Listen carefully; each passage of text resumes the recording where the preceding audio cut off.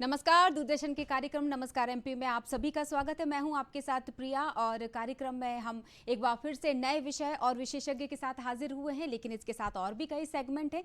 लेकिन पहले आपको बता देते हैं हमारे फ़ोन नंबर, क्योंकि सजीव फ़ोन इन प्रोग्राम है नमस्कार एमपी। आप सीधे जुड़ सकते हैं, हमारे विशेषज्ञ से सवाल रख सकते हैं। तो 0755 ये भोपाल का कोड है, यानी अगर आप भोपाल के बाहर से फ़ोन करेंगे तो पहले कोड लगाइएगा। लैंडलाइन नंबर है 266-0049 और इसके अलावा टोल फ्री नंबर यानी निःशुल्क सेवा का भी आप इस्तेमाल कर सकते हैं 1800-233-0040। अब जैसा कि मैंने बताया कि हम सिलसिलेवार चलेंगे सेगमेंट के साथ, तो सबसे पहले आपको बताएंगे कि क्या कहता है आज का दिन, यानी क्या है आज की तिथि। आज की तिथि विक्रम संवत 2079 शुक्ल पक्ष पौष मास और पंचमी हम बता दें 27 दिसंबर आज तारीख है और दिन है मंगलवार। आपका दिन मंगलमय हो। इसी के साथ अब बता देते हैं क्या कहता है आज का विचार। आज का विचार कह रहा है कि तमाम उम्र गालिब बस यही गलती करते रहे कि धूल चेहरे पर थी और हम आईना साफ करते रहे। यानी कि तमाम उम्र गालिब बस यही गलती करते रहे और धूल चेहरे पर थी, हम आईना ही साफ करते रहे। तो कभी कभी अपनी गलतियों पर भी नज़र दौड़ा देना चाहिए और हमेशा ये नहीं सोचना चाहिए कि ऐसा ही होगा। प्रिजम्पशन जिसको हम बोलते हैं ना, पूर्व धारणाओं से ग्रस्त होना, मुझे लगता है सारी परेशानियों की जड़ जो है ना वो यही है कि ऐसा ही होगा वैसा ही होगा। आज के सुविचार के बाद अब आपको बताते हैं कि आज की तारीख और किन मायनों में खास है। गालिब साहब का जिक्र किया क्योंकि आज का दिन उनके लिए भी खास है। तो आज की तारीख इतिहास में क्या क्या चीज़ें लेकर आई है आपको बता देते हैं कि आज इतिहास में क्या है खास। 1797 की बात करते हैं सबसे पहले, क्योंकि गालिब साहब के शेर से हमने शुरुआत की कार्यक्रम की। उर्दू फारसी के प्रख्यात कवि का जन्म हुआ। 1895 की बात करते हैं। उज्जवल सिंह पंजाब के प्रमुख सिख कार्यकर्ता जो थे, उनका जन्म हुआ था आज ही के दिन। 1927 की बात करें, नित्यानंद स्वामी उत्तराखंड के पहले मुख्यमंत्री, जिनका आज ही के दिन जन्म हुआ। 1942 लांस नायक अल्बर्ट एक्का परमवीर चक्र सम्मानित भारतीय सैनिक का भी आज ही के दिन जन्म हुआ था। 1945 29 सदस्य देशों के साथ अंतर्राष्ट्रीय मुद्रा कोष की स्थापना हुई। इस संस्था का उद्देश्य विदेशी मुद्रा के मूल्यों को स्थिर रखना, वाणिज्य विकास और प्रगति को सुचारू बनाना आदि है। 1945 की भी बात कर लेते हैं। वैश्विक अर्थव्यवस्था को मजबूती प्रदान करने के लिए विश्व बैंक की स्थापना भी आज ही के दिन हुई। 1965 सलमान खान, जी हाँ, बॉलीवुड अभिनेता का आज जन्मदिन है। 2004 की भी बात करेंगे। भारत ने तीसरे और अंतिम वनडे में बांग्लादेश को हराकर श्रृंखला 2-1 से जीत बनाई थी। 2008 की भी बात करेंगे। आज ही के दिन वी शांताराम पुरस्कार समारोह में तारे ज़मीं पर इस फिल्म को सर्वश्रेष्ठ फिल्म का पुरस्कार मिला। ये था आज का इतिहास। तो चूंकि क्रिकेट का भी जिक्र हुआ, जो बांग्लादेश पर जीत की हम बात कर रहे थे, तो आपको जानकर हैरत भी होगी, आश्चर्य इसलिए क्योंकि आज का हमारा जो विषय है वो खेल कूद फिजिक्स। अगर हम मानसिक शारीरिक स्वास्थ्य की बात करें तो सबसे पहले जहन में खेल आता है, और अगर हम क्रिकेट की बात करें तो क्रिकेट का कौन दीवाना नहीं होगा। चलिए विषय बता देते हैं, देर नहीं करते हैं। आज हमारे साथ जो विशेषज्ञ जुड़ेंगे, सबसे पहले विषय की बात कर लेते हैं। मध्य प्रदेश क्रिकेट का स्वर्णिम काल। जी हाँ, ये हमारा विषय है और इस विषय पर चर्चा करने के लिए खास मेहमान आज हमारे साथ स्टूडियो में मौजूद है। परिचय करवाते हैं आप सभी से। मध्य प्रदेश क्रिकेट के स्वर्णिम काल, इस विषय से बात करने के लिए हमारे साथ स्टूडियो में जुड़े हैं मध्य प्रदेश क्रिकेट एसोसिएशन के अध्यक्ष अभिलाष खांडेकर जी। बहुत बहुत स्वागत है सर। लेकिन ये तो एक छोटा सा परिचय मैंने दिया क्योंकि क्रिकेट की बात हुई और विषय ये था। हम सभी जानते हैं, जो लोग नाम से जानते चले आ रहे हैं, उनकी लेखनी को समझते चले आ रहे हैं, पढ़ते चले आ रहे हैं, जो लोग पर्यावरणविद हैं, पर्यावरण से प्यार करते हैं, ये अच्छी तरह जानते हैं कि सर ने 30 साल पहले किस तरह से पर्यावरण की सुरक्षा के लिए एक महत्वपूर्ण कदम उठाया, और ये सफर उससे पहले भी जारी था और अब निरंतर एक अभियान के साथ जारी भी है। राजनीति की बात करें, राजनीति के क्षेत्र में भी इनकी कलम चले, और अगर पत्रकार पत्रकारिता की बात करें तो नामचीन वरिष्ठ पत्रकार अभिलाष खांडेकर जी को कौन नहीं जानता होगा। सर बहुत बहुत स्वागत है, बहुत सारा धन्यवाद। धन्यवाद। सर चूंकि क्रिकेट की बात की और मध्य प्रदेश की बात हो रही है तो रणजी ट्रॉफी जीतने वाली उस टीम को कैसे भुलाया जा सकता है जिसने प्रदेश के साथ साथ देश भर में वो नाम 70 साल बाद रणजी लेकर आ ही गए आखिर खिलाड़ी। क्या कहेंगे? तो ये बहुत ही जिसको कहते हैं गौरव का समय है मध्य प्रदेश क्रिकेट एसोसिएशन के लिए। जैसे आपने कहा स्वर्णिम काल है, तो निश्चित रूप से मध्य प्रदेश क्रिकेट एसोसिएशन जब से बना है उसके पहले होलकर्स की टीम थी, और होलकर्स की टीम जो रणजी ट्रॉफी में खेलती थी उन्होंने 10-11 बार फाइनल में प्रवेश किया और 4 बार रणजी ट्रॉफी जीती थी। तो लोगों को वही काल याद था। लेकिन पिछले दिनों जब जून 2022 में बेंगलोर में जब मध्य प्रदेश की क्रिकेट टीम ने जब बम्बई को 5वें दिन बहुत अच्छे तरीके से पराजित किया और पहली बार रणजी ट्रॉफी जो राष्ट्रीय चैंपियनशिप है उस पर अधिकार जमाया, तो लोगों को सहसा विश्वास नहीं हुआ कि क्या मध्य प्रदेश के खिलाड़ी भी राष्ट्रीय स्तर पर इस तरीके का प्रदर्शन कर सकते हैं जी। तो इसको लेके लोगों को काफ़ी मन में अविश्वास था। हालांकि लोगों ने बहुत लाइव टेलीकास्ट देखा और हमारे जो कोच थे चंदू पंडित या भोपाल के जो कप्तान थे आदेश श्रीवास्तव, उन्होंने जो काम जिसको कहते हैं जो परफॉर्मेंस दिखाया, प्रदर्शन किया, और उसके साथियों ने जो प्रदर्शन किया, चाहे रजत पाटीदार हो या बाकी प्लेयर्स हो, सभी प्लेयर्स को आज मैं धन्यवाद देना चाहूँगा।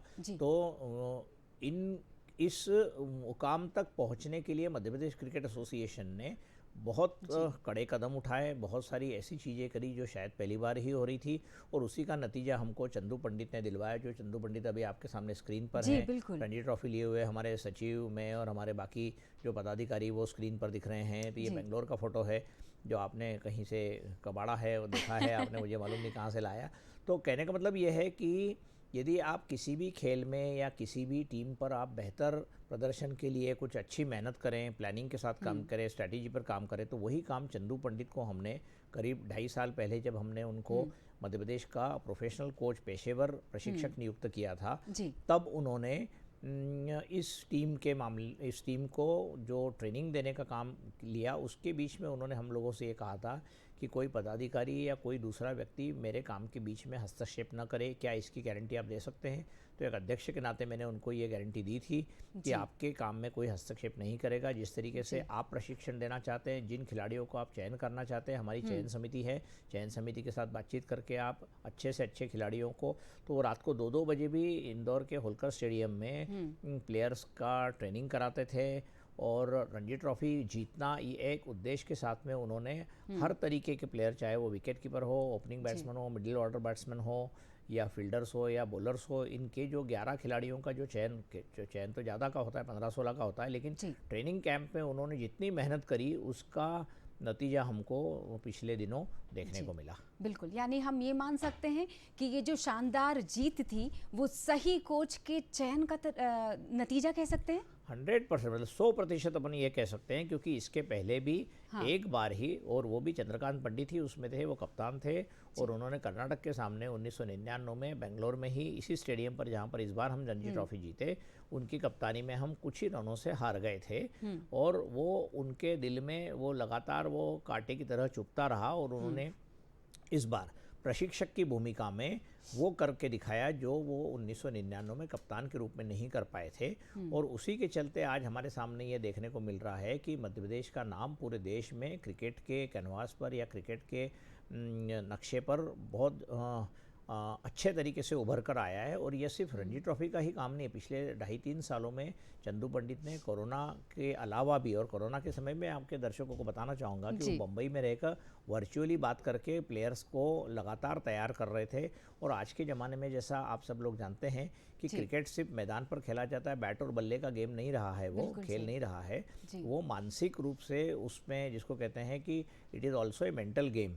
और बड़े प्लेयर्स के सामने इसलिए कह रहा हूँ मैं ये कि मुंबई में जब रणजी ट्रॉफी की बात अपन कर रहे हैं तो मुंबई 41 बार रणजी ट्रॉफी टीम चैंपियनशिप जीत चुकी है। तो उसके सामने मनोवैज्ञानिक दबाव का हम सिर्फ सहसा कल्पना ही कर सकते हैं कि हमारे जो मध्य प्रदेश के प्लेयर्स थे, मैं भी बेंगलोर में था उस समय, उनको चीयर अप करने के लिए गया था, बाकी भी जी। हमारे पदाधिकारी गए थे। लेकिन जी। वो निश्चित रूप से एक गोल्डन लेटर डे था, एक स्वर्णिम अक्षर में लिखा गया दिन था, क्योंकि Ranji trophy Madhya Pradesh cricket association बनने के बाद पहली बार जीती गई थी और जी। अब वापस रणजी का सीज़न शुरू हो गया है।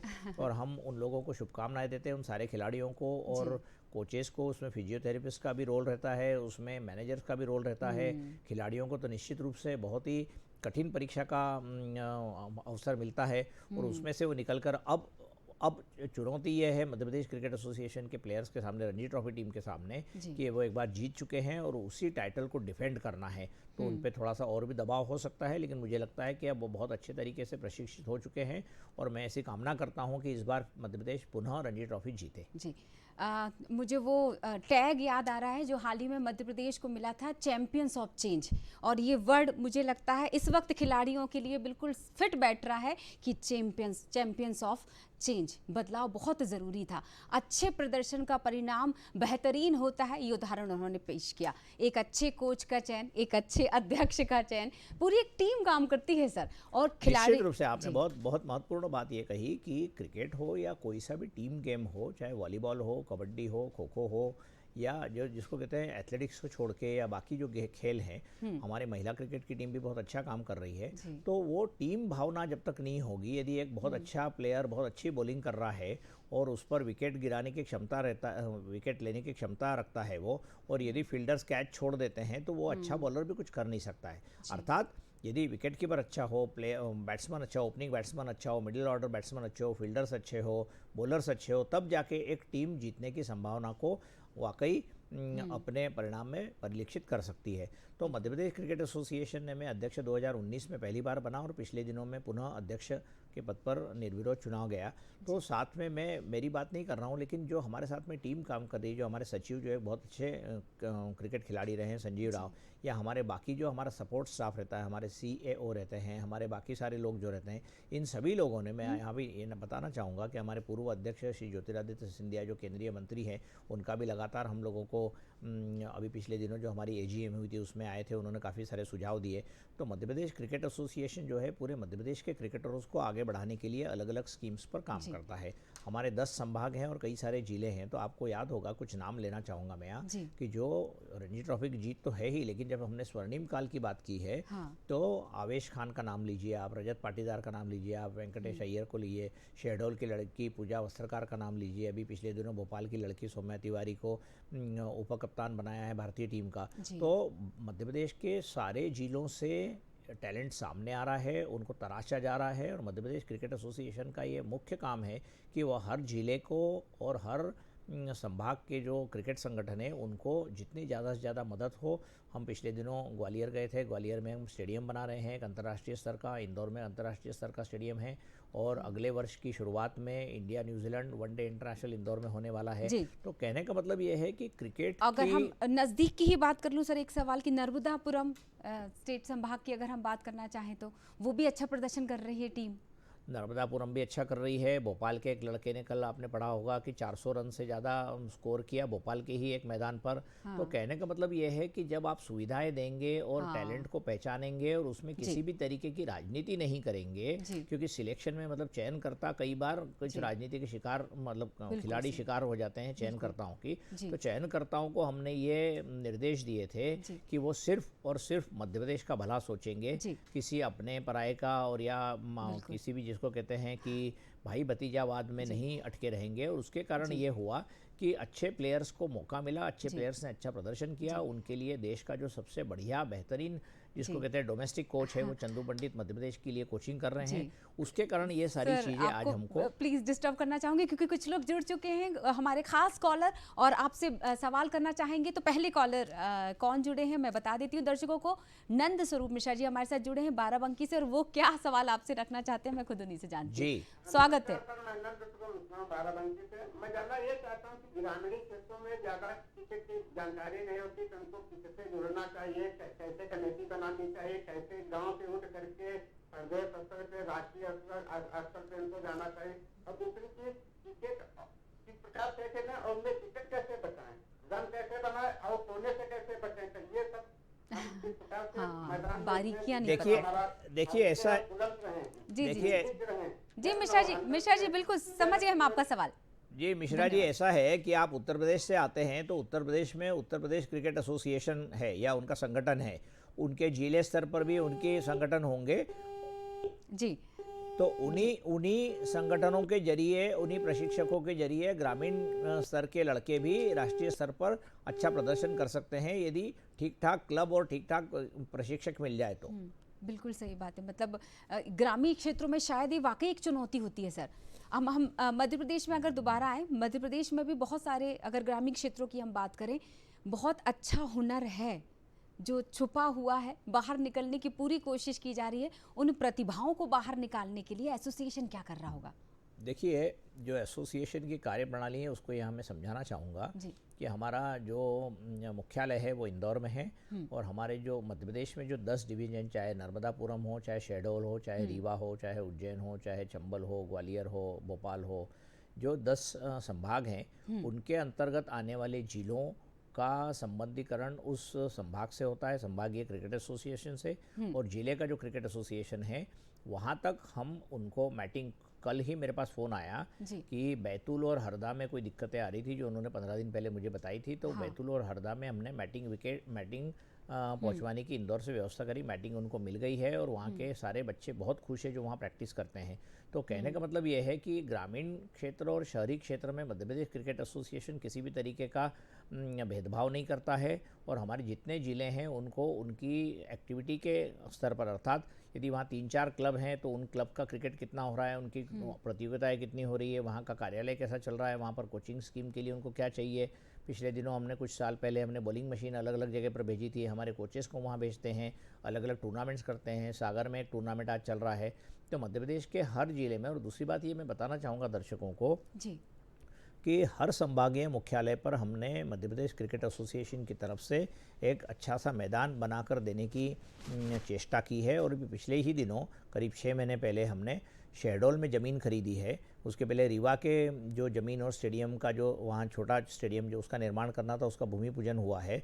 उज्जैन में हमने उज्जैन यूनिवर्सिटी के साथ में मध्य प्रदेश शासन के सहयोग से उज्जैन यूनिवर्सिटी का, जो विक्रम यूनिवर्सिटी का मैदान है, वो मध्य प्रदेश क्रिकेट एसोसिएशन के की एक्टिविटीज़ और वहाँ की कोचिंग के लिए हमने उनके साथ टाई अप किया, अनुबंध किया है। तो इस तरीके से खेलों का वातावरण बढ़े, बने, और वहाँ पर जो सुविधाएं हैं उसको बढ़ाने में मध्य प्रदेश क्रिकेट एसोसिएशन हर जिले के साथ में और हर संगठन के साथ में, यदि वो अच्छा काम कर रहा है तो हर हमेशा मदद करता रहता है। और उसी से स्थानीय स्तर के खिलाड़ी भी निखर कर ऊपर आते हैं। फिर हमारे जो चयन करता है वो उनको देखते हैं, और फिर हमारी एकेडमी में हम ले जाकर उनको, चंदू पंडित जी के अंतर्गत, उनको एक्सटेंसिव ट्रेनिंग देते हैं और उनकी जो क्रिकेट की जो स्किल्स हैं उनको सुधारने में मदद करते हैं। उसी के जरिए नीचे का खिलाड़ी भी ऊपर तक आ जाता है, और वो जब इंदौर आ जाता है तो वो चंदू पंडित की निगाहों में अच्छे तरीके से ट्रेन हो जाता है। ये पिछले 2-2.5 साल का हमारा अनुभव रहा है। जी बिल्कुल। क्या आप लोगों को सवाल करने हैं?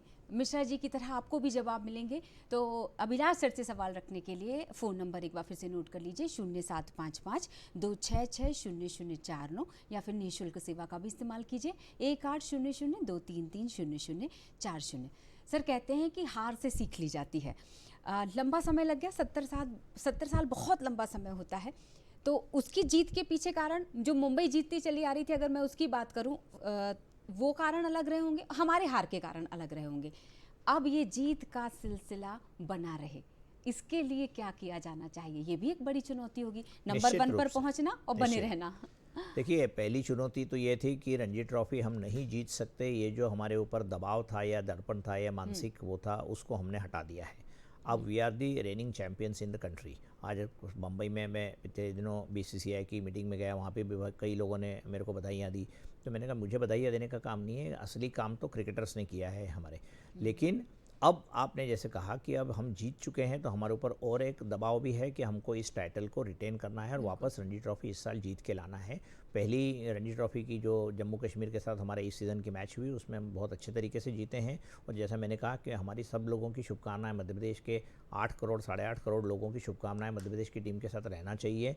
और उसी के चलते उनकी जो मेहनत है, कड़ी मेहनत है, और उनका जो प्रशिक्षण दिया गया, उसी के आधार पर उनको जीतने की संभावनाएं बनी रहती है। लेकिन ये बात भी कहना चाहूँगा कि दूसरी टीमें भी कोई कमज़ोर नहीं है। इस बार का जो हमारा ग्रुप है उसमें अलग अलग मजबूत टीमें भी हमारे सामने आ रही है, तो लीग और नॉकआउट में जो स्थितियाँ बनेंगी उसको हम लगातार देख रहे हैं किस तरीके से होगा। और क्रिकेट अब बहुत, जिसको कहते हैं, बहुत स्किलफुल और बहुत डिमांडिंग खेल हो गया है। वहाँ जरा सी भी चूक हो जाती है तो वो हार और जीत में परिवर्तित हो जाती है। तो ऐसे समय में मध्य प्रदेश क्रिकेट एसोसिएशन के प्रशासक के रूप में, एक अध्यक्ष के रूप में, ये मैं यही कहना चाहूँगा कि हमने सारा कुछ हमारे दारोमदार हमारे कोच पर छोड़ दिया है। उनके साथ में जो उनके साथी हैं वो लोग भी उस पर लगातार निगाह देख रहे हैं, और जहाँ पर जो बदलाव होगा वो क्रिकेट की जो उनकी सामने वाली जो राइवल्स है उसको देखते हुए टीम में बदलाव करके निश्चित रूप से वो वापस इस टूर्नामेंट को, इस राष्ट्रीय चैंपियनशिप को जीत कर लाएंगे, ये हमारा भरोसा है। फिर क्रिकेट है, देख सकते हैं, आपने पिछली बार देखा होगा कि हमने इंडिया पाकिस्तान के खिलाफ कैसे काम किया T20 वर्ल्ड कप में, या बाकी इसमें आपने वर्ल्ड कप फुटबॉल देखा होगा, उसमें भी किस तरीके से अच्छी टीमें बहुत जल्दी बाहर हो गई। तो खेल के हिसाब से होता है, लेकिन फिर भी मनोवैज्ञानिक दबाव से मुक्त रहकर यदि अच्छे तरीके से क्रिकेट खेल सकते हैं तो मुझे लगता है कि हमारी टीम इस बार फिर बहुत अच्छे तरीके से, कुछ युवा खिलाड़ियों को भी उसमें इस बार इंक्लूड किया गया है, तो मुझे लगता है कि मध्य प्रदेश फिर प्रबल दावेदार है रणजी ट्रॉफी जीतने का। बिल्कुल, मध्य प्रदेश के खिलाड़ियों ने इतना अच्छा प्रदर्शन किया कि राष्ट्रीय स्तर पर चयन होना शुरू हो गया था। मतलब ये बहुत बड़ी उपलब्धि थी, खिलाड़ियों के उत्साह को बढ़ाने के लिए बहुत ज़रूरी थी ये जीत, मुझे ऐसा लगता है। और एक और सवाल इससे जुड़ता है सर, कि क्या जो पूर्व क्रिकेटर्स की बात करें, वरिष्ठ क्रिकेटर्स की बात करें, या इस पद पर पहले जो लोग आसीन थे उन लोगों की बात करें, उनमें एक नाम अगर मैं दिग्गजों में अगर जिक्र करूँ, संजय जगदाले सर का सानिध्य, ऐसे तमाम वरिष्ठ लोगों का सानिध्य, उनके अनुभवों को लेना निरंतर बरकरार रहे, ये भी कोशिश होती होगी। निश्चित रूप से होती है। मध्य प्रदेश क्रिकेट एसोसिएशन का जो दफ्तर है उसमें संजय जगदाले जी उस जिम में लगातार आते हैं, और जब भी हमें कोई दिक्कत होती है, मैं आपको ये सब आपके दर्शकों को बताना चाहूँगा कि बेंगलोर में जब जून के महीने में जब रणजी ट्रॉफी फाइनल हो रहा था तो वहाँ कुछ ऐसी परिस्थिति बनी कि चंदू पंडित जो कोच हैं, हमारे मुख्य कोच हैं, उनको भी लगा कि कुछ उनको डिसीजन लेने में कोई दिक्कत हो रही, तो उन्होंने सीधे फ़ोन उठाया और घुमाया, और चंदू पंडित ने इंदौर में बैठे संजय जगदाले जो मैच देख रहे थे उनसे बात करके उनसे कुछ सलाह ली, और उन्होंने जो सलाह दी, क्योंकि जब संजय जगदाले मैनेजर थे, सेक्रेटरी थे, तब 1999 में मध्य प्रदेश ने सेमीफाइनल पार करके फाइनल में पहली बार कर्नाटक के सामने फाइनल खेला था बेंगलोर में, लेकिन हम दुर्भाग्यपूर्ण रूप से उसे हार गए थे। लेकिन इस बार भी चंदू पंडित है, तो संजय जगदाले हमारे, जिसको कहते हैं, he is the godfather of Madhya Pradesh cricket, और वो लगातार लोगों को सलाह देते हैं। वो BCCI के सचिव रहे हैं, खुद एक बहुत क्रिकेट के नामी गिरामी विशेषज्ञ हैं, और वो क्रिकेट बहुत अच्छे तरीके से समझते हैं। कि एक बात तो ये होती है क्रिकेट खेलना, और दूसरा क्रिकेट की गहराइयों को बहुत अच्छे तरीके से समझना, और उसमें जो स्ट्रैटेजी है उसको, किस प्लेयर को कब लाना है, किस प्लेयर से कब खिलवाना है, ये जो सारी ऑन ग्राउंड, जिसको कहते हैं ऑन द फील्ड जो चीज़ें रहती है, उससे संजय जगदाले लगातार वाकई बहुत ही लो प्रोफाइल व्यक्ति हैं, और वो हर क्रिकेट, वो क्रिकेट के अलावा उनको बाकी खेलों में भी बहुत इंटरेस्ट है, लेकिन उन्होंने अपना जीवन पूरा क्रिकेट को समर्पित कर दिया, और उसी के लिए मध्य प्रदेश क्रिकेट एसोसिएशन आज जो है उसकी एक बैकबोन के रूप में मैं संजय जगदाले को देखता हूँ। उनकी रीढ़ की हड्डी है मध्य प्रदेश क्रिकेट एसोसिएशन की वो। सर, जैसा कि मैंने दर्शकों को पहले ही बता दिया था, आपकी शख्सियत में कई रंग शामिल हैं। अगर मैं क्रिकेट की अभी बात कर रही थी, तो अगर मैं सवाल पर्यावरण से जुड़ा हुआ रखूं तो इसी तरह का स्ट्रॉन्ग एक आंसर मुझे पर्यावरण के विषय पर भी मिल जाएगा। और अगर राजनीति की बात करूं या पत्रकारिता, मैं ये पूछूं आपसे, जैसा कि आपने खुद अभी हाल ही में कुछ दिनों पहले कहा था एक साक्षात्कार में कि अब वैसे पत्रकार नहीं बचे, अब पत्रकारों के पास समय नहीं बचा। अगर मैं इस क्षेत्र की बात करूं, और अगर मैं क्रिकेट को छोड़ने से पहले ये सवाल जोड़ दूं कि आप क्रिकेटर क्यों नहीं बने, वरिष्ठ पत्रकार, या पर्यावरण से जुड़कर, या और बाकी विधाओं से जुड़ गए आप? नहीं, मैं जब अपने जिसको शालेय जीवन में था, तो मेरी माताजी ने मेरे को खेलों की तरफ मतलब जिसको मैं खेलने के लिए जाऊं, उस समय ये बहुत अच्छा था कि घरों में ज़्यादा टेलीविज़न्स नहीं थे, हाँ। और मोबाइल तो था ही नहीं, व्हाट्सएप यूनिवर्सिटी का जन्म नहीं हुआ था, तो घर घर से, मध्यम वर्गीय परिवारों से, घरों से बच्चों को खेलने के लिए भेजा जाता। तो मैं खो खो खेलने के लिए मुझे भेजा गया, एथलेटिक्स मैंने खेला, बास्केटबॉल खेला, तो खो खो का राष्ट्रीय चैंपियनशिप में मैं मध्य भारत की तरफ से भाग लेता रहा, इंदौर यूनिवर्सिटी की तरफ से एथलेटिक्स खेला, टेबल टेनिस थोड़ा सा खेला, बास्केटबॉल खेला, बास्केटबॉल का एक ट्रस्ट इंदौर में चलाता हूँ मैं, और क्रिकेट में भी मैं कोचिंग के लिए गया। और मुश्ताक अली साहब जो अब नहीं रहे, मुश्ताक अली साहब होलकर टीम के सीके नायडू के साथ में एक बहुत बड़े नामी गिरामी खिलाड़ी रहे, इंडिया की तरफ से बहुत उन्होंने बड़ा क्रिकेट खेला था, उन्होंने हमको कोचिंग की थी। लेकिन मैं क्रिकेट में आगे बढ़ नहीं पाया क्योंकि क्रिकेट की तरफ मेरा बहुत ज़्यादा रुझान नहीं था। और मध्य प्रदेश क्रिकेट एसोसिएशन का सदस्य बनने के करीब 10-12 साल बाद में उसका अध्यक्ष बना। उसके भी अलग अलग कारण हैं, लेकिन जब 2019 में मैं निर्विरोध अध्यक्ष बना तो उस समय मैंने ये सोचा था कि कुछ ऐसी चीज़ की जाए सारे लोगों को साथ में रखकर जो आज तक नहीं हुई, और वो रणजी ट्रॉफी के रूप में हमारे सामने आई। और उसके पीछे का जो पार्श्वभूमि है वो भी मैंने आपको बताई कि चंदू पंडित विदर्भ को रणजी ट्रॉफी जितवा कर आए थे, तो हमने उनको एंगेज किया, कॉन्ट्रैक्ट किया उनके साथ में, और मध्य प्रदेश का कोच नियुक्ति किया। वो सबसे पहली पायदान थी जिसके कारण रणजी ट्रॉफी जीतने का जो यात्रा थी वो बहुत ही सुखद रूप से उसकी शुरुआत हुई। और उसकी अंतिम पायदान बेंगलोर में हम सब लोगों ने देखी पिछले वक्त जब लाइव टेलीकास्ट हो रहा था और पूरे देश से। और सिंधिया जी उस समय लंदन में थे, उन्होंने वहीं से फ़ोन किया मुझे, हम जीत गए हैं, मुझे जल्दी से चंदू पंडित से बात करना है। तो मैं ऊपर गैलरी में था, नीचे दौड़ता हुआ मैदान में गया। समारोह होने वाला था और जो रणजी ट्रॉफी उठाते हुए हमने फ़ोटो देखा है आपने यहाँ पर स्क्रीन पे, तो सिंधिया जी ने सबसे पहले चंदू पंडित को लंदन से बधाई दी और उन्होंने कहा कि मैं यहाँ बैठकर मैच देख रहा हूँ, मध्य प्रदेश के लिए बहुत ही बड़ा और ऐतिहासिक और स्वर्णिम दिन है। क्या बात है।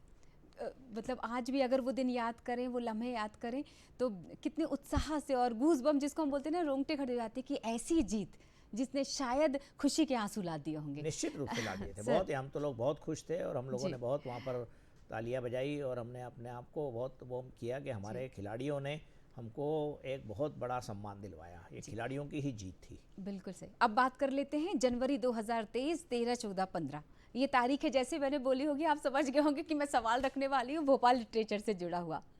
सर क्या है वो, और चूंकि बिल्कुल साहित्य से आपका गहरा नाता रहा है, तो क्या आप कहेंगे इस फेस्ट के बारे में? आपने थोड़ी जानकारी भी दे दीजिए। आपने पत्रकारिता की बात करी। पत्रकारिता के साथ साथ पिछले 40 वर्षों से मैं पत्रकारिता कर ही रहा हूँ। मैंने कुछ किताबें भी लिखी है अंग्रेजी में और हिंदी में, पक्षियों पर किताबें लिखी है, राजनीति पर किताबें लिखी है, मध्य प्रदेश के ऊपर किताब लिखी है, सिंधिया राजवंश की ऐतिहासिक किताब लिखी है।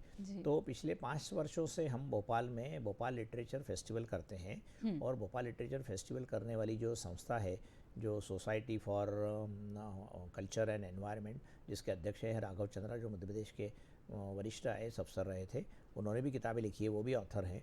तो लेखकों का जमावड़ा हम हर वर्ष करते हैं और अलग अलग क्षेत्रों से हम बड़े बड़े नामी गिरामी लेखकों को यहाँ बुलाते हैं। इस बार कबीर बेदी आने वाले हैं, मोंटेक सिंह अहलूवालिया आने वाले हैं।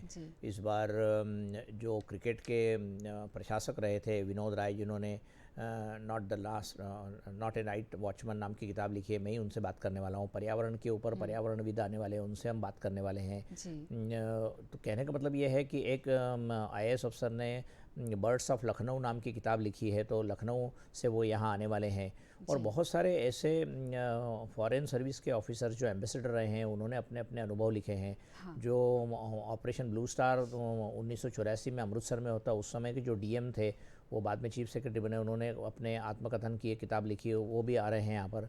और रुजुता दिवेकर जो है, जो न्यूट्रिशनिस्ट है, वो भी आने वाली है। तो बहुत सारे लोग ऐसे पहली बार आ रहे हैं भोपाल में। Bhopal literature festival, Bhopal lit fest जिसको बोलते हैं, काफ़ी सारी संस्थाएं हमको मदद कर रही है। भारत भवन में कार्यक्रम 13, 14 और 15 को होगा। और मैं आपके जरिए ये अपील करना चाहता हूँ छात्रों से भी कि हम जो ये आयोजन करते हैं उसको हम नॉलेज कुंभ के नाम से हम उसको ये कहते हैं कि ज्ञान का कुंभ है। और ये सिर्फ लिट फेस्ट नहीं है कि यहाँ पर अंग्रेजी में किताब जो बड़े नामी गिरामी लेखक आएंगे वो बातचीत करके चले जाएं, लेकिन अपने जो युवा पीढ़ी है उसको भी सीखने समझने का, क्योंकि सारी चीज़ें महाविद्यालय में या कॉलेजेस में पढ़ने को नहीं मिलती है। जब आप रूबरू बड़े लेखकों से या बड़े विचारकों से मिलते हैं तो आपकी ज़िंदगी में एक टर्निंग पॉइंट भी आ सकता है। तो ये 5वां संस्करण है, 5वां पुष्प है भोपाल लिटरेचर फेस्टिवल का। और अब पूरे देश में भोपाल लिटरेचर फेस्टिवल का नाम हो गया है, जैसा जयपुर लिटरेचर फेस्टिवल है।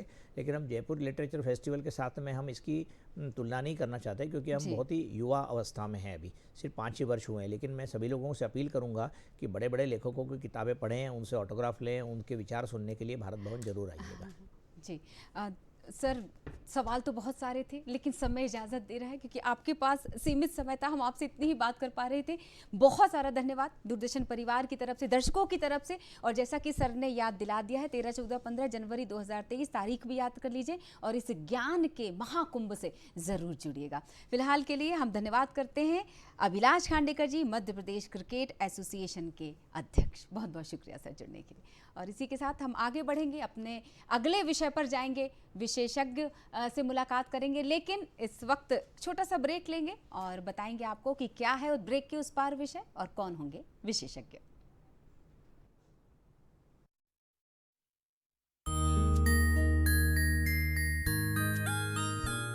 हमारे आज के सेगमेंट से मिले सुर।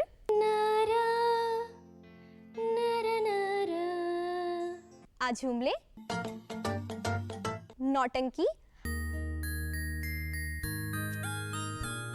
हम किसी से कम नहीं में मेरी सहयोगी जीवा आपकी मुलाकात कराएगी मंदाक जी से। आपको कैसा लग रहा है यहाँ आके? जी मुझे बहुत खुशी हो रही है यहाँ की। ये जो सफलता आपने प्राप्त की है, आप उसके बारे में कुछ बताना चाहेंगे?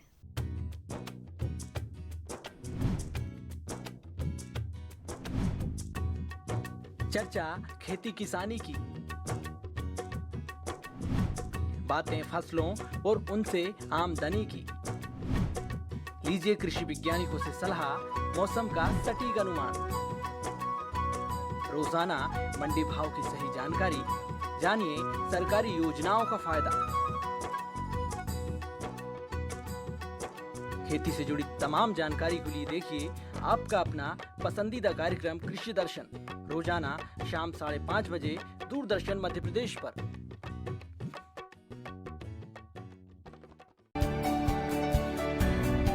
रहे हमेशा खुशहाल, करें अपने स्वास्थ्य की देखभाल। देखिए कार्यक्रम आपका स्वास्थ्य हर सोमवार शाम 4:35 पर डीडी मध्य प्रदेश पर।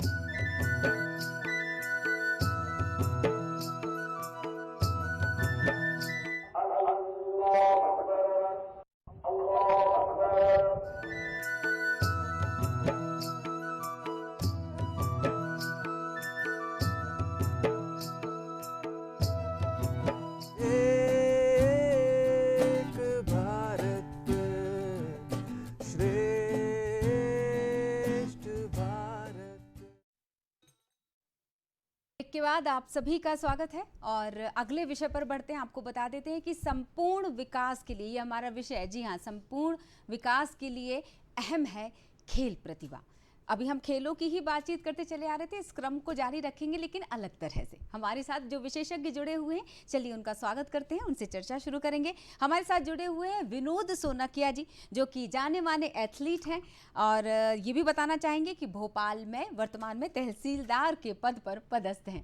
सर, 10वीं से ये दौड़ का सिलसिला शुरू हुआ था और फिर आज तक वो दौड़ जारी है और आपने हाल ही में 2022 की जो उपलब्धि अर्जित की, मुझे लगता है कि सिलसिलेवार हम शुरू करते हैं कि किस तरह से एक एथलीट का जो जीवन होता है वो किस तरह से उतार चढ़ाव से होकर गुजरता है, और जब इस पड़ाव पर आने के बाद आप थोड़ा सा पीछे मुड़कर जब देखते होंगे तो लगता होगा कि निर्णय सही था या कुछ और भी हो सकता था। बहुत बहुत स्वागत है सर आपका। धन्यवाद प्रिया जी। क्या कहना चाहेंगे, एक एथलेटिक्स पहले वो क्या सोचता है खेल को लेकर? जहाँ तक मेरा सवाल है, जैसा आपने बताया अभी, मैं स्कूल टाइम से एथलेटिक्स से जुड़ा था। इससे जुड़ने का वाकया भी बड़ा आपको दिलचस्प लगेगा। मैं पहली बार हमारे शहर में, मैं छोटे से कस्बे से आता हूँ, वहाँ एक प्रतियोगिता हो रही थी, संभाग स्तर की स्कूल की प्रतियोगिता, चूँकि मेरे पिताजी भी टीचर पदस्थ हैं उसी स्कूल में, तो मैं पार्टिसिपेट किया ऐसे ही। तो आपको बड़ा हंसी आएगा कि मैं उस कंपटीशन में बीच रेस में ही गिर गया था। वो लम्हा था, उसके बाद से अगले दिन से ही हम इससे जुड़ गए और खेलना शुरू कर दिया। उसके बाद स्कूल, नेशनल और मैं इंडिया टीम से इंटरनेशनल भी रिप्रेजेंट किया हूँ। ये सिलसिला आज तक जारी है। मैं समझता हूँ वो घटना ना होती तो शायद मैं स्पोर्ट्स से ना जुड़ता। मतलब वो बहुत ज़रूरी थी। हर एक मुझे लगता है एक मोड़ के लिए ज़िंदगी मोड़ तभी लेती है जब कोई ना कोई घटना होती है। आपके जीवन में शायद इस विषय को, या ये कहा जाए कि उपलब्धियों को जुड़ना था इस रूप में, शायद इसलिए वो घटना हुई थी।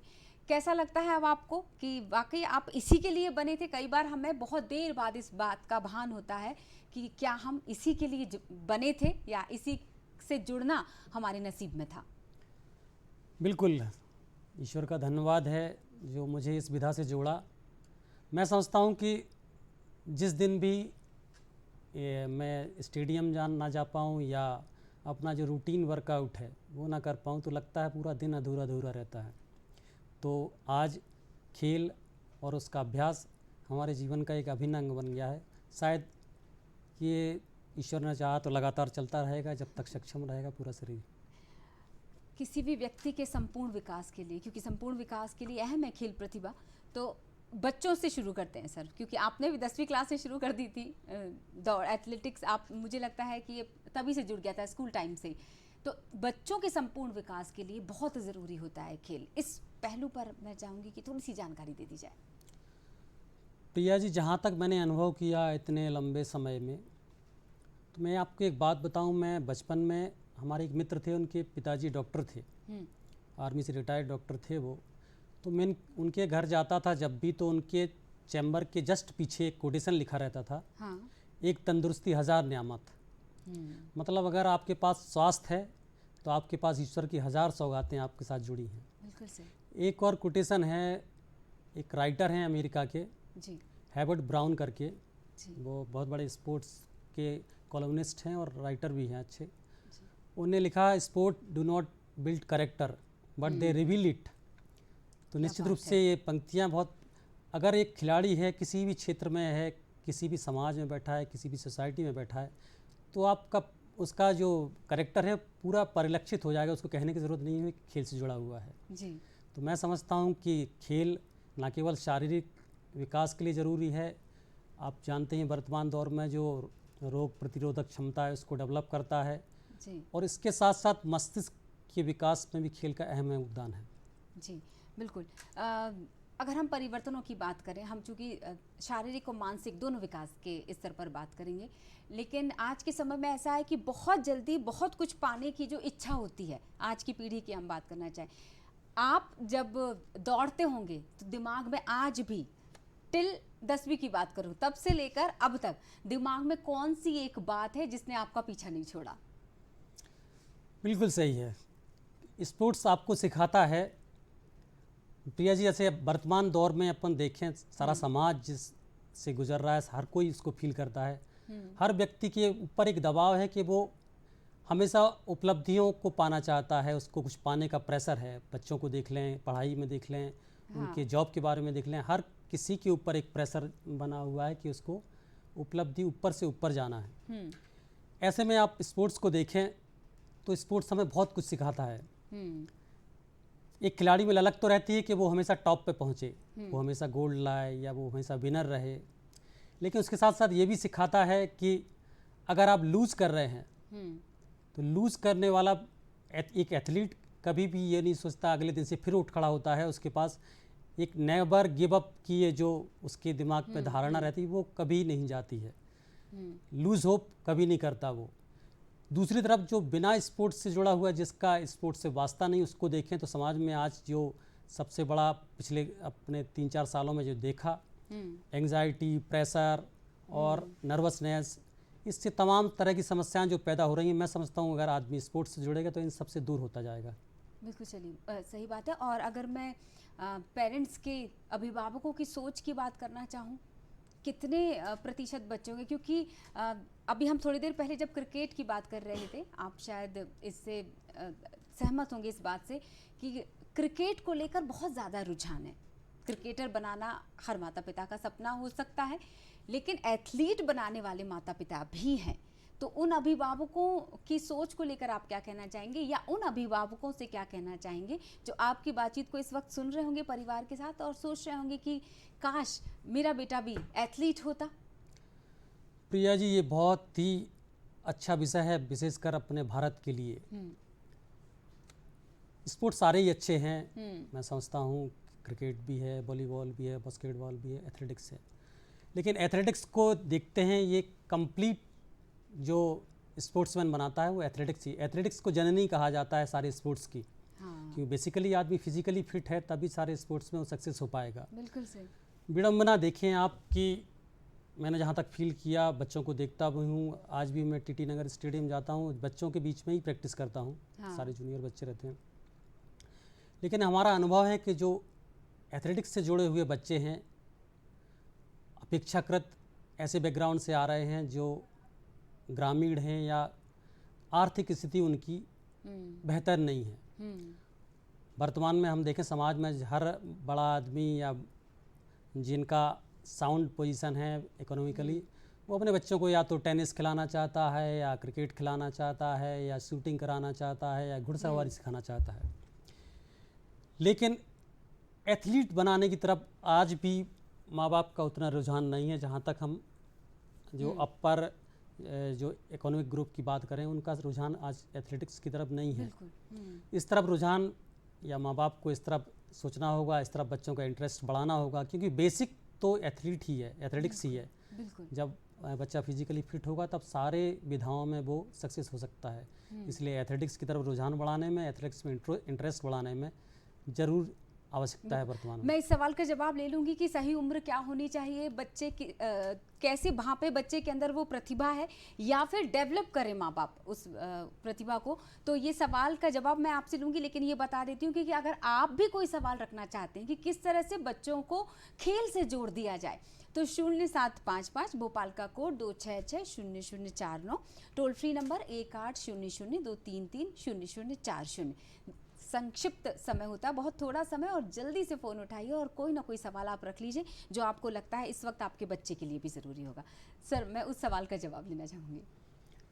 प्रिया जी, वर्तमान में देखें तो सरकार की ओर से, फेडरेशन जो स्पोर्ट्स के बने हैं उनकी ओर से बहुत सारे प्रयास किए जा रहे हैं। सुविधाओं में और फैसिलिटीज़ में मुझे लगता है कमी नहीं है। टैलेंट सर्च प्रोग्राम गवर्नमेंट के चल रहे हैं।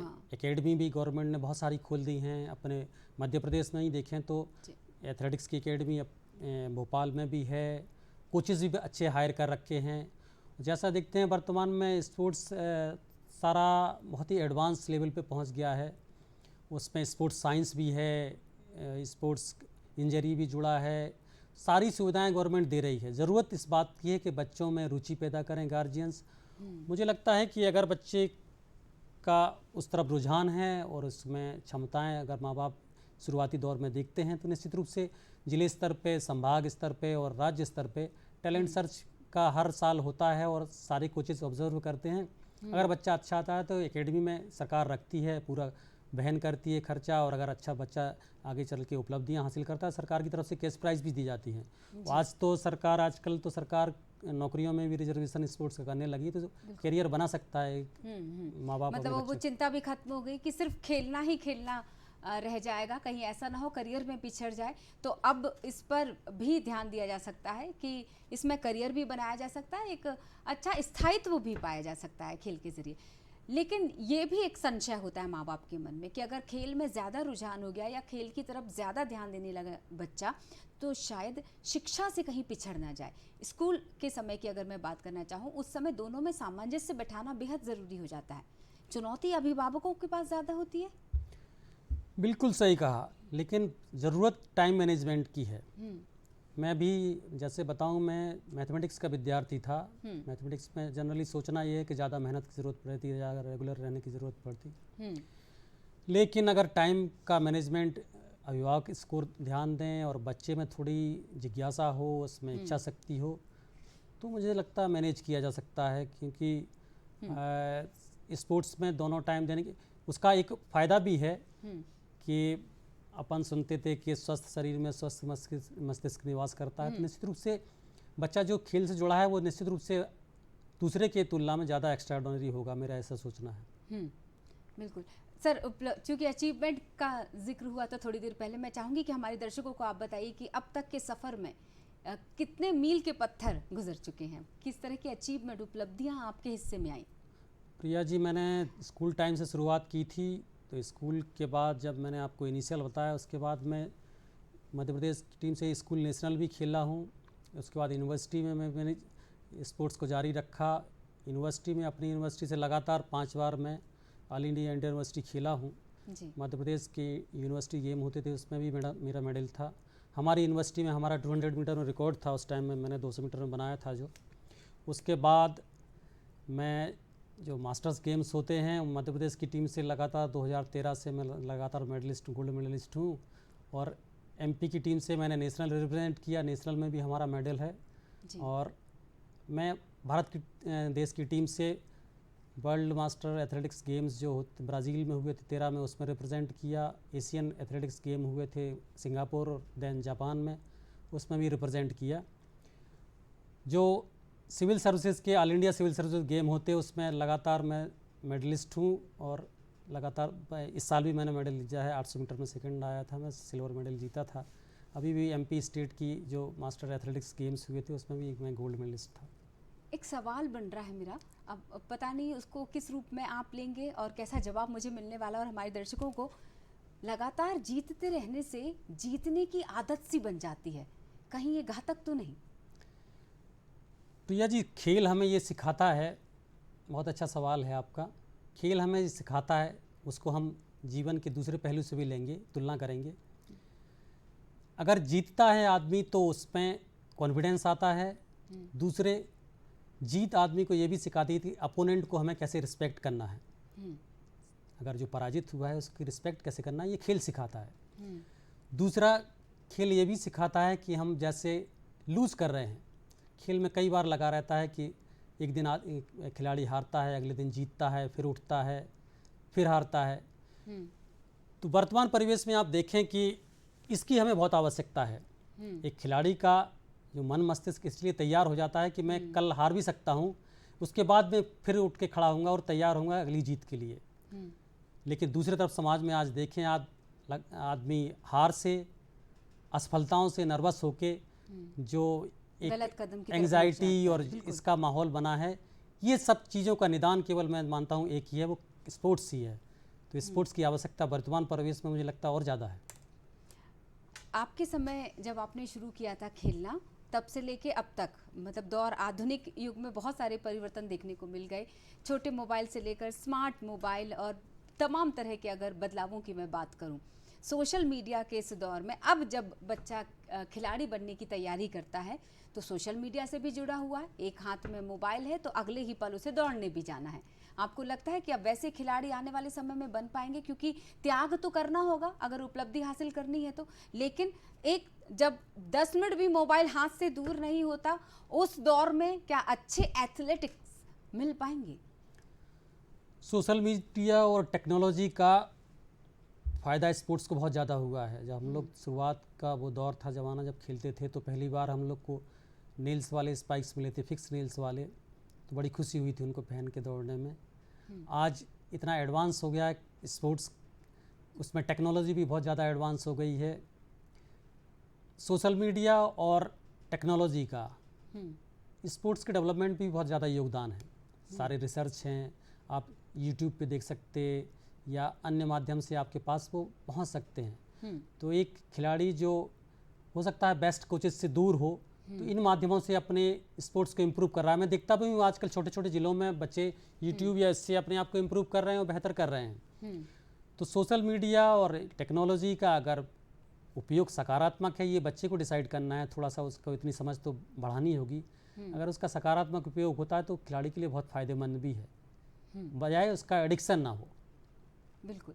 आपकी तरफ से बतौर खिलाड़ी और अनुभवी खिलाड़ी क्या सुझाव हो सकते हैं, क्या टिप्स हो सकते हैं उन सभी बच्चों के लिए जिन्होंने अभी अभी खेल प्रशिक्षण शुरू किया है?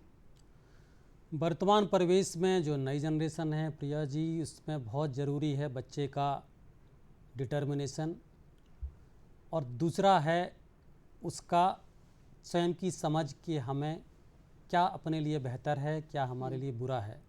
इस सब को सोच के, और मैं समझता हूँ स्पोर्ट्स में आना एक अपने आप में तपस्या है। बहुत सारी चीज़ों को हमें त्याग करना, बहुत सारे खाने को, बहुत सारी चीज़ें हमें खाने छोड़ने पड़ती है, बहुत सारी चीज़ों को हमें पार्टी में ज़्यादा जाना अवॉइड करना पड़ता, लेट नाइट जागना अवॉइड करना पड़ता। तो बहुत, जो मैं समझता हूँ कि ये भी बहुत बड़ी साधना है। तो इन सब चीज़ों को अपने आप में उतार के ही नई जनरेशन को आगे बढ़ना होगा, तभी एक बेहतर खिलाड़ी, बेहतर एथलीट बनेंगे और देश का नाम रोशन करेंगे। मतलब कुछ पाने के लिए बहुत कुछ खोना, जैसा कि आपने एक तरह से सूची ही बता दी कि इन पॉइंट्स को ध्यान रखना होगा, कौन सी चीज़ों को अपने साथ लेकर आगे बढ़ना होगा और किन चीज़ों को दरकिनार करते चले जाना होगा। आपके लिए सबसे बड़ी चुनौती क्या थी? प्रिया जी, मैं मैथमेटिक्स का विद्यार्थी था। सबसे बड़ी चुनौती हमारे सामने थी, और मध्यम वर्ग से आता था, पिताजी ज़्यादा मिडिल क्लास से थे, हम लोग, पापा टीचर थे। हमारे सामने चुनौती थी कि खेल को जारी रखते हुए अपने रोज़गार की चिंता भी दूसरी तरफ थी। तो दोनों चीज़ को बैलेंस करके हमें आगे बढ़ना था। ये बहुत ही टिपिकल था, बहुत ही टिपिकल था। और साइंस जैसे विद्यार्थी में उस ज़माने में जब ज़्यादा साधन उपलब्ध नहीं थे, दोनों चीज़ को बैलेंस करके आगे बढ़ना और उनमें अपना रास्ता खोजना बहुत ही कठिन था। ईश्वर ने और ऐसा मार्ग प्रशस्त किया कि आगे बढ़ते गए। अगर मैं थोड़ी सी तुलना करने की कोशिश करूं, जो सही है या गलत नहीं पता, मुझे लगता है ये अंतिम सवाल भी हो सकता है, महत्वपूर्ण सवाल भी हो सकता है। ग्रामीण क्षेत्र के बच्चे और शहरी क्षेत्र के बच्चे, जब दोनों की तुलना की जाती है तो ऐसा कहा जाता है, माना जाता है कि ग्रामीण क्षेत्र के बच्चों में ज़्यादा धैर्य भी होता है और बहुत मेहनत कश भी होते हैं ग्रामीण क्षेत्र के बच्चे। आप मानते होंगे क्या? बिल्कुल मानते हैं, बिल्कुल मानते हैं। आज भी जो वर्तमान परिवेश में उसमें भी देखा जाए तो ग्रामीण क्षेत्र के बच्चों की जो मेहनत का स्तर है, जो उनकी सहनशीलता है, जो उनका पेशेंस है, मुझे लगता है कि शहर में उसका थोड़ा सा अभाव है। बच्चों को सुविधाएं उपलब्ध हैं, बच्चों को संसाधन उपलब्ध हैं। इसलिए अगर तुलना करें तो ग्रामीण क्षेत्र के बच्चे, उनमें इच्छा शक्ति भी ज़्यादा है जी। थोड़ी सुविधाएं पाके वो बहुत बेहतर करने की कोशिश करते हैं। मैं जी। समझता हूँ ग्रामीण बच्चों की तरफ ध्यान देने की ज़रूरत है, उनको आगे लाने की ज़रूरत है। बिल्कुल, लेकिन ये भी सच है कि शहरी क्षेत्र के बच्चे तकनीकी रूप से इतने समृद्ध होते हैं कि अगर दोनों का सामंजस्य हो जाए, दो बच्चे एक साथ अगर दौड़ने के लिए उतरे होंगे मैदान में, तो दोनों एक दूसरे को सहयोग भी कर सकते हैं अलग अलग स्तर पर। बिल्कुल सही है। बहुत बहुत शुक्रिया सर जुड़ने के लिए। हमारे साथ विनोद सुनकिया जी जुड़े हुए थे, जो कि एथलीट हैं, और जैसा कि हमने बताया आपको, भोपाल में फिलहाल तहसीलदार के पद पर कार्यरत हैं वो। बहुत सारी शुभकामनाएं सर, आप इसी तरह से दौड़ते चले जाएं। धन्यवाद। और हमने आपको बता ही दिया कि कितना, हमारे विशेषज्ञों ने आपको बताया कि कितना ज़रूरी है खेल को अपने जीवन का हिस्सा बना लेना। तो फिलहाल के लिए समय इजाज़त दे रहा है। नमस्कार एमपी में आज इतना ही। जल्दी ही फिर मुलाकात होगी नए विषय विशेषज्ञों के साथ। तब तक के लिए ध्यान रखिए अपना, खुश रहिए, स्वस्थ रहिए। नमस्कार।